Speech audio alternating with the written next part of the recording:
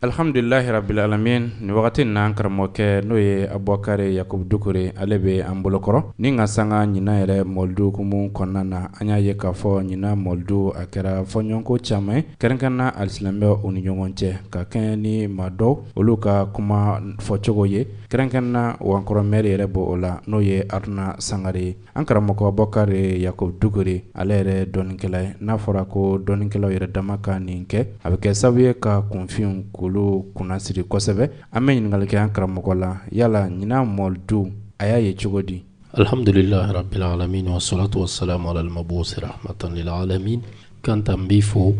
i ye ɲininkali min kan na tiɲɛ don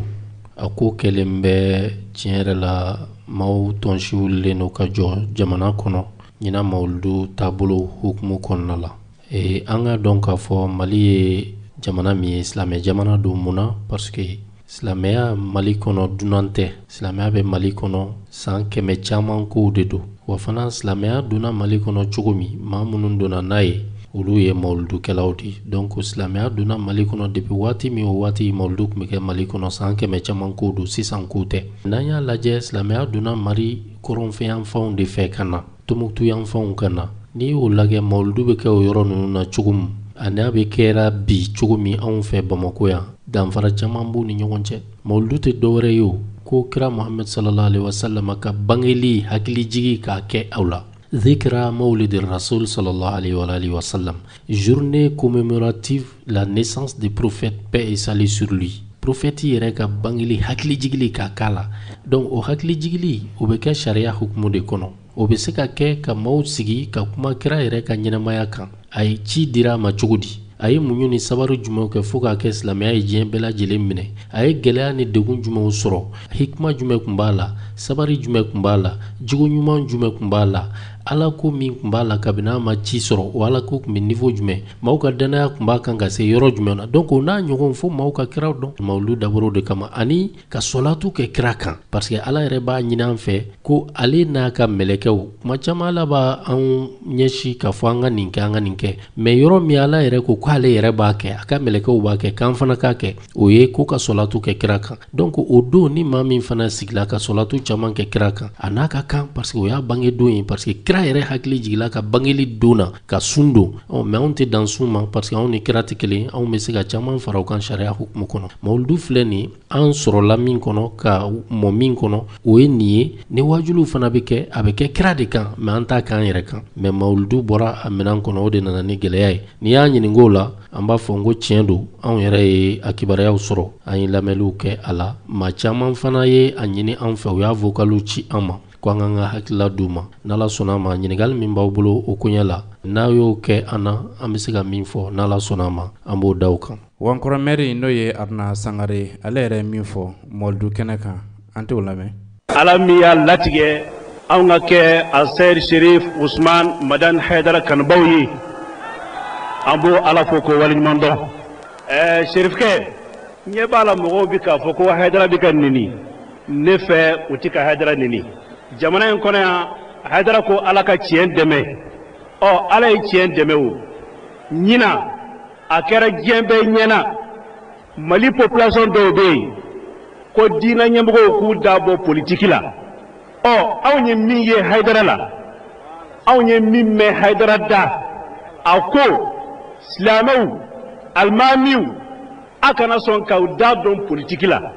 ayiwa an karamɔgɔ nin tun ye Arouna Sankaré ale kunkan ye alhamdulillah n y'a lamɛn mais kuma in kan ye n dabali ban kosɛbɛ a ye n dabali ban mun na parce que a bɛ ka kuma in ɲɛsi Haidara min ma Haidara yɛrɛ sigilen don Haidara kan k'a jaabi nin na parce que a ye nkalon ta k'a da Haidara kan a ye fɛn fɔ ko Haidara y'o fɔ fɛn min anw ma da la ni Haidara y'o fɔ ka sababuya kɛ Haidara ka kumakan tɛmɛlenw bɛ yen diinɛma ani politiki kan anw ye min sɔrɔ Haidara m'a fɔ ko karamɔgɔ ka n'i da don politiki la a m'a fɔ ko diinɛ ɲɛma ka n'i da don politiki la mais a y'a fɔ cogo min na hakili la an tɛna kuma janya o yɔrɔ la an b'o lamɛn pour que an k'a dɔn n'i y'a sɔrɔ Arouna Sankaré n'a bɛ k'a yɛrɛ ka hakililataw de fɔ majamuli sira kan ka Haidara majamu ka sɔrɔ a tɛ k'a ta Haidara yɛrɛ ka kumakanw kɔnɔna la an k'o dɔn donc an b'o lamɛn karamɔgɔ bɛ ɲagami politiki la dɛ karamɔgɔ bɛ politiki yɛrɛ kɛ fɔ a dan nka a abake abi fo cogo di gundola wala ati dakeneka alhamdulillah bela jelen bora kanime haidara ko karamogo bi nyagami politique la wa ba ke fa dan o ka bonne ka politique fa dan ko karamogo bo ke donc haidara ma fa ko karamogo te kana politique ke haidara ma o fo parce que tiere la haidara ba don ka fo dine ma jow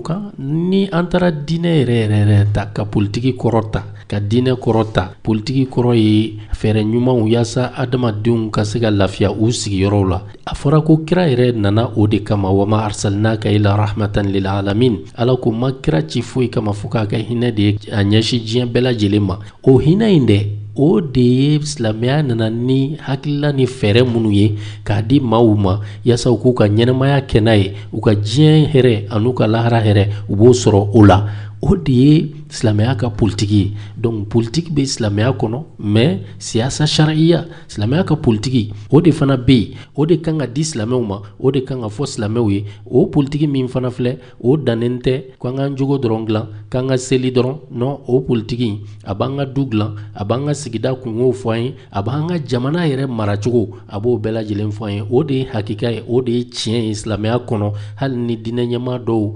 siranna ou bien nata kama ka dɛsɛ k'o fɔ parce que o fɔli o man di occidentaux ye albi an ka Arouna Sankaré ka kuma tɔw lamɛn nga an y'a ye Mamudu Diko a y'a ka candidat yira an y'a ye Buye Haidara a y'a ka candidat yira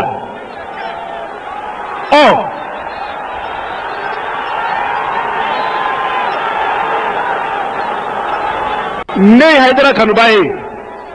ne kɛra candidat ye n taara ka candidature fɔ Haidara ye don min na a ko ne ma n den n bi dugawu k'i ye nka politique t'i sira ɲuman ye dɛ i janto i yɛrɛ la a ye dugawu k'i ye nka Haidara m'a fɔ mɔgɔw ye k'u ka voter Arouna Sankaré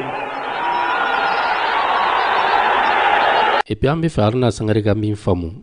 n'i y'a ye Haidara m'ale ta o kɔrɔ tɛ Haidara ma mɔgɔ wɛrɛ ta a yɛrɛ b'o dɔn Haidara tun b'a dɔn k'a fɔ ko ale ye Arouna Sankaré k'a tɛ jamana ɲɛmɔgɔya nɔfɛ o Haidara tun b'a dɔn k'a fɔ Arouna Sankaré yɛrɛ bɛ ka mɔgɔ min dɛmɛ dɛ o de ye IBK ye donc yanni Haidara ka taa fɔ k'a bɛ Arouna Sankaré dɛmɛ a bɛ ka IBK min dɛmɛ Haidara taara IBK de dɛmɛ dɔrɔn Arouna dɛmɛli o bɛ sɔrɔ IBK dɛmɛli kɔnɔ donc k'a fɔ k'a ma Arouna ta k'o kɔrɔ ye k'a y'i dabɔ a la non a y'i pan Arouna kunna Arouna yɛrɛ bɛ ka mɔgɔ min dɛmɛ yaasa u ka ɲɛmaya sɔrɔ dɛ Haidara taara o de dɛmɛ Arouna fana dɛmɛli bɛ sɔrɔ o kɔnɔna la Malien ko diinɛ ɲɛmɔgɔw k'u dabɔ politique la anw y'a dɔn bi k'a fɔ ko Haidara dɔrɔn de ye diinɛ ɲɛmɔgɔ ye diinɛ ɲɛmɔgɔ ti Mali kɔnɔ alhamdulillah an bɔra ka Arouna Sankaré lamɛn a ka kabako kumaba ninnu kɔnɔ min n'a b'a yira sisan k'a fɔ ko diinɛ ɲɛmɔgɔ tɛ Mali kɔnɔ ni Haidara tɛ subhanallah nin ye kumaba de nin kuma in kɔfɛ Arouna Sankaré ne hakili la diinɛ ɲɛmaaw ne t'a dɔn diinɛ ɲɛmaa min bɛna se k'ale bisimila tugun a jabala la parce que a y'a yira k'a fɔ diinɛ ɲɛmaa tɛ yen ni Haidara tɛ o kuma ale ye Mali yɛrɛ diinɛ a ɲɛmaaya bɛɛ lajɛlen kurun ka bɛn Bamako ma sa kɛ ale ɲinana k'a fɔ ko Mali ye jamanaba de ye Mali ye silamɛ jamana de ye Mali ye silamɛya culture jamana de ye ale ɲinana k'a fɔ Mali ye walijuw ka jamana de ye o walijuw tɛ se ka ban Mali fana kɔ kan fo ka taa min kɛ wa ale ɲinana k'a fɔ ko Tombouctou bɛ yen wa a ɲinana k'a fɔ ko diinɛ ɲɛmaabaw de bɛ yen wa a ɲinana k'a fɔ ko Gawo bɛ yen wa a ɲinana k'a fɔ ko diinɛ ɲɛmaabaw de bɛ yen wa a ɲinana k'a fɔ Kidal bɛ yen wa a ɲinana k'a fɔ Mopti bɛ yen wa a ɲinana k'a fɔ nin bɛɛ lajɛlen ye diinɛ ɲɛmaabaw sigiyɔrɔ de ye jɛnɛ ninnu wa a ɲinana k'a fɔ Sikaso bɛ yen wa a ɲinana k'a fɔ Kayi bɛ yen wa a ɲinana k'a fɔ Kulukoro bɛ yen wa a ɲinana nin bɛɛ lajɛlen kɔ a ɲinana k'a fɔ Segu bɛ yen wa ale nana k'a fɔ ko diinɛ ɲɛmaabaw de sigilen don nin bɛɛ lajɛlen kɔnɔ wa a nana k'a fɔ alajɔnbaw de sigilen don nin bɛɛ lajɛlen kɔnɔ wa a nana k'a fɔ diinɛ dɔnbaabaw de sigilen don nin bɛɛ lajɛlen kɔnɔ wa a nana k'a fɔ alaɲɛsiranyabaw de sigilen don nin bɛɛ lajɛlen kɔnɔ wa u da tɛ u ka manamanakow la wa u b'u ka alabatow la u b'u ka alakow la wa donc n'ale ye Mali diinɛ ko yɛrɛ bɛɛ lajɛlen koro ka bɛn Bamako ma ka tila ka Bamako fana diinɛ ɲɛmaa bɛɛ lajɛlen disqualifier k'a tɔ to Haidara ye an b'a fɔ la k'a fɔ Arouna Sankaré tiɲɛ yɛrɛ la bi Haidara ye jelikɛba min sɔrɔ o dan ye Arouna Sankaré ye bi parce que a ye fɛn fɔ Haidara la hali na Haidara yɛrɛ ɲininka la Haidara yɛrɛ b'a fɔ k'o tɛ tiɲɛ ye o de ye a dan ye Buye Haidara ko k'u ka voter Aliyu Jalo ye Aliou Diallo ma gagné deuxième tour la Cour a voté Soumaïla Cissé wa Mamadou Diko fana côté malien ko non ko bouye mada do politique là ko Mamadou Diko mada do politique là Haidara min ko aka na da do politique là malien ko ayi Haidara da do politique là e ami jamana jumé ko non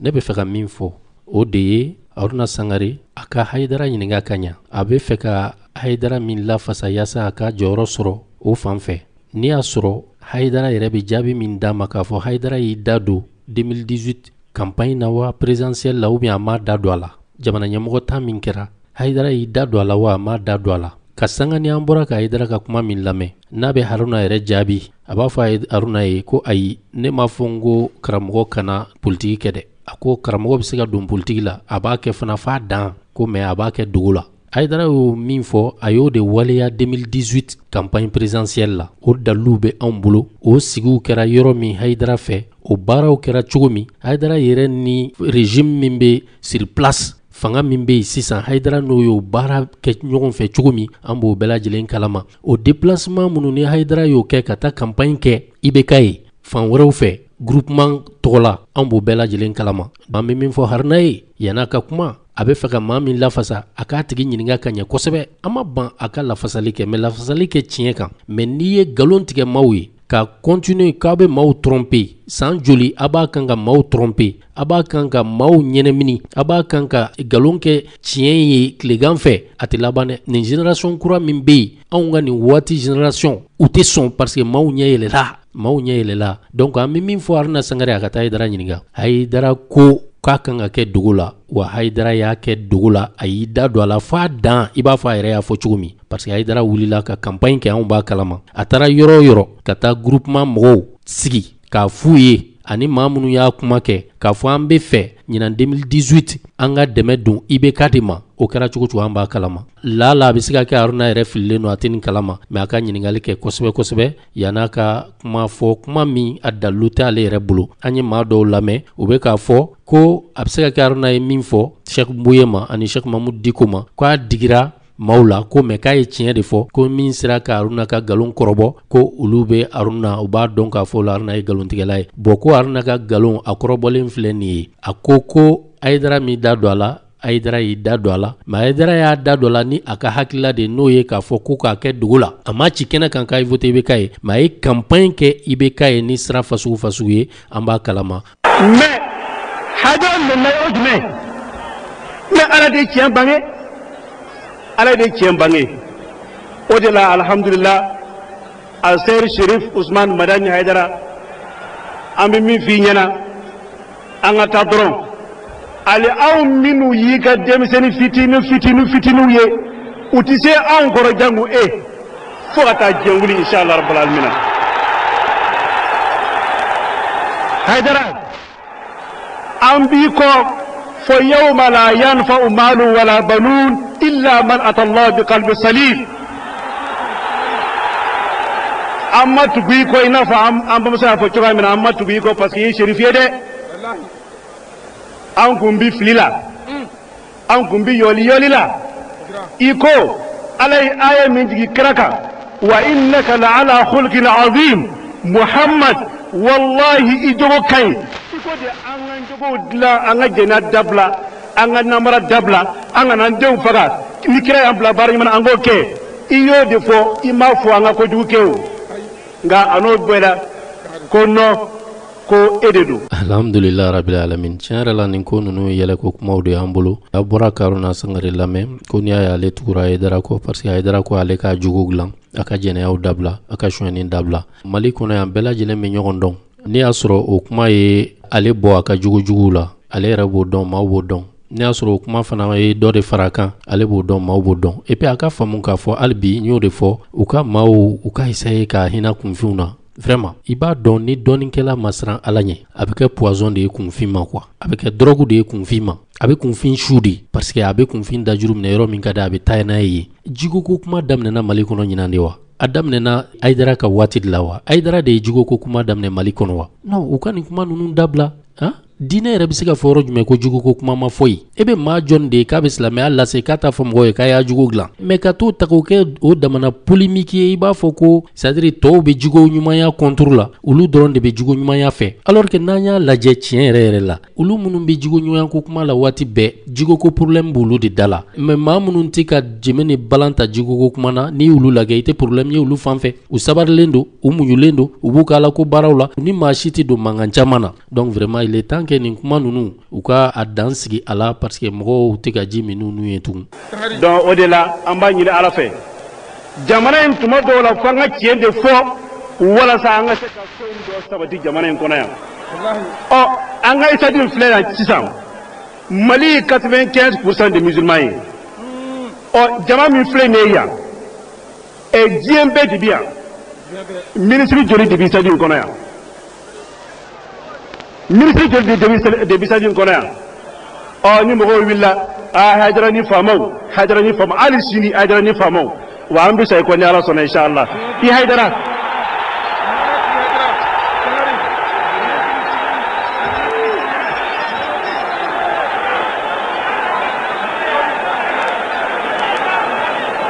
alhamdulillah rabbil alamin Arouna Sankaré ka kumakan minnu cira ma maaw fɛ k'an ka an ka hakililaw di a la nin ye o laban ye n'a bɛ ka waso a laban na k'a fɔ ale ka karamɔgɔkɛ a bɛ ka min lafasa galon kan ko o ni faamaw de bɛ ɲɔgɔn fɛ u ka kɛnɛ u bɛ wasa ni faamaw de ye n'o ye wasoko ye ale bolo o tɛ wasoko ye anw bolo ka sababuya kɛ anw ye Mali diinɛ dɔnni min ye an ye Mali diinɛmaw dɔnni min ye walijuba minnu n'olu tɛmɛna dɔnnikɛlaba minnu n'olu tɛmɛna ala ɲɛ siranjɔ minnu n'olu tɛmɛna olu tun bɛ siran faamaw ɲɛ de olu tun b'u mabɔ faamaw la olu ka kɛnɛ a tun tɛ wasa ni faamaw ye dɛ olu yɛrɛ caman bɛ yen u ni faamaw tun tɛ bɛn parce que n'i ko i ka ala ta fɔ a ka gɛlɛn i ka se ka faama fana ta fɔ dɛ fo n'i y'a sɔrɔ i bɛ siran faama ɲɛ kuma dɔw ka ala ta bila sinon e ka ala ta fɔ ka wasa o la ka tila k'a fɔ e ni faamaw ka kɛ ɲɔgɔn teri ye ka se niveau dɔ la o ka gɛlɛn dɛ o de y'a to an ka walijuba caman bɛ yen u ni faamaw karila ɲɔgɔn na jamana in kɔnɔ ka tɛmɛ parce que ala ta ani faama ta kuma caman anw ka faamaw o tɛ kelen ye mais n'ale wasola ni faamaw caya ye u ka kɛnɛw kan o tɛ baasi ye o fana faamuyalen don kosɛbɛ kosɛbɛ an bɛ min fɔ dɔrɔn k'a fɔ nin y'an ka hakilila ye nin ko in na maaw k'a faamu k'a fɔ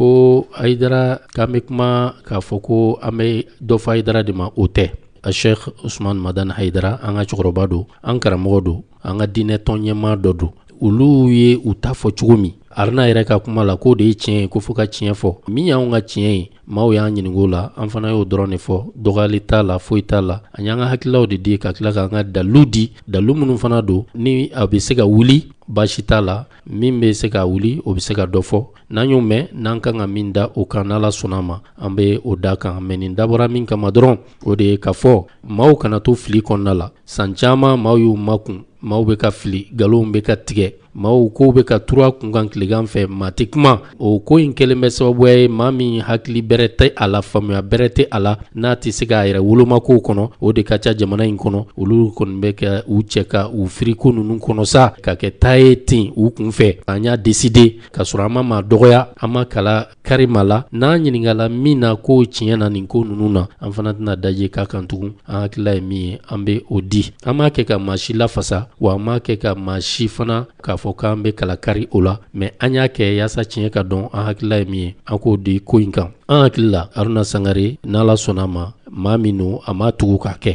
a filila de n'a filila inshallah a ka kan diinɛ kɔnɔ n'i y'i ka fili dɔn i ka bɔ i ka se ka i ka fili i ka corriger o la a fɔra an ye k'a ye video dɔ kɛ ko ka yafa deli mais an bɛ min fɔ a ye ale tun bɛ min laɲini na a y'o lasɔrɔ ka ban ale ka laɲini tun ye min ye Haidara sigilen a ka jama cɛla cette 26 mars falen ale ka se ka kumaw fɔ kuma minnu bɛ ale ka laɲini sabati ka magɛrɛ maa don Haidara la ka se niveau dɔ la o kun y'ale ka laɲini ale y'o sabati ka ban kɔfɛ ka bɔ ka i bɛ yafa deli an b'a ɲini ala fɛ yafa deli a ka kɛ kɔnɔnajɛya yafa deli ye a kana kɛ hypocrisia ye ka maaw kin ka tila k'u fiyɛ a kana k'o ye n'a dun kɛra kɔnɔnajɛya yafa deli ye o kɔrɔ ye k'a ɲɔgɔn wɛrɛ tɛ kɛ segin tɛ k'a kan tugun an b'a ɲini ala fɛ segin kana kɛ nin kan tugun an b'a ɲini ala fɛ san tɔ nata mawuludu minnu bɛ kɛ mawuludu bɛ kɛ Mali fan caman a ka kɛ alakira ko ye a bɛ dabɔ o min kama sallallahu alaihi wa sallam kira de bonya ka yira maaw la mais mawuludukɛlaw yɛrɛ kana t'u bonya yira maaw la